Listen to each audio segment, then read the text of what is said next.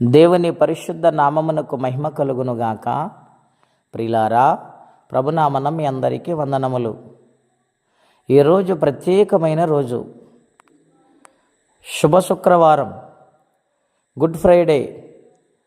యేసుక్రీస్తు ప్రభువారు సర్వ మానవాళందరి కోసము సిలువని మోసి గొల్గతా కొండ మీద ఆయన సిలువలో తన ప్రాణాన్ని అర్పించిన రోజు ఈ శుక్రవారం. ఆయన సిలువలో 7 మాటలు పలికి ఉన్నారు. మొట్టమొదటి మాట, తండ్రి, వీరేమి చేయుచున్నారో వీరెరుగరు గనుక వీరిని క్షమించుము. లూకాసు వార్త 23:34 వ్రాయబడి ఉన్నది. ప్రియమైన దేవుని బిడ్డలారా, అంతటి బాధలో ఉండాయన ఆయనను పిడిగుద్దులు గుద్దారు, కాండ్రకిచ్చి ఉమ్ము వేశారు. నాకంటి చాళ్ళులాగా బీడు భూమిని దున్నినట్లుగా ఆయన వీపు మీద కొరడాలతో కొట్టి చీల్చారు. ముళ్ళ కిరీటము తల మీద పెట్టి ఉన్నారు. 2 చేతులకు మేకులు కుట్టారు, కాళ్లకు మేకులు కుట్టారు. ఆయన బహువేదనతో బాధపడుతూ భూమి ఆకాశానికి వ్రేలాడుతూ తండ్రిని అర్థిస్తూ ఉన్నాడు, బ్రతిమాలుకుంటూ ఉన్నాడు. తండ్రి, వీరేమి చేయుచున్నారు, వీరికి తెలియటం లేదు గనుక వీరిని క్షమించు అని క్షమాపణ మానవులకు అనుగ్రహించిన దేవుడై ఉన్నారు ఆయన. ఎంత గొప్ప ప్రేమ! తల్లి కంటే, తండ్రి కంటే, రక్త సంబంధుల కంటే, స్నేహితుల కంటే విలువైనది ఆయన ప్రేమ. ఆయన శిక్షించమని అనలేదు కానీ క్షమించమని కోరాడు.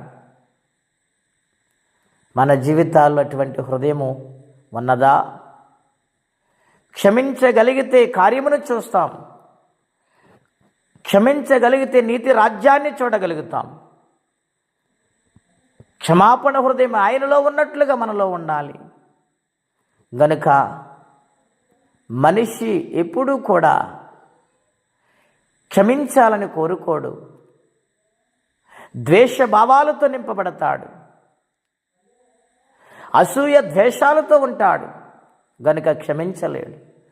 కానీ నా యేసయ్య అంటూ ఉన్నాడు, వీరేమీ చేయుచున్నా వీరెరు గనుక వీరిని క్షమించు. మనము కూడా క్షమించే హృదయాన్ని కలిగి ఆయన సన్నిధిలో జీవించుదుముగాక. ఆయన హృదయం మనము కలిగిందుముగాక. సిలువలో పలికిన 7 మాటలు ఎంతో ప్రపంచాన్ని కదిలించాయి, మానవ జాతిని.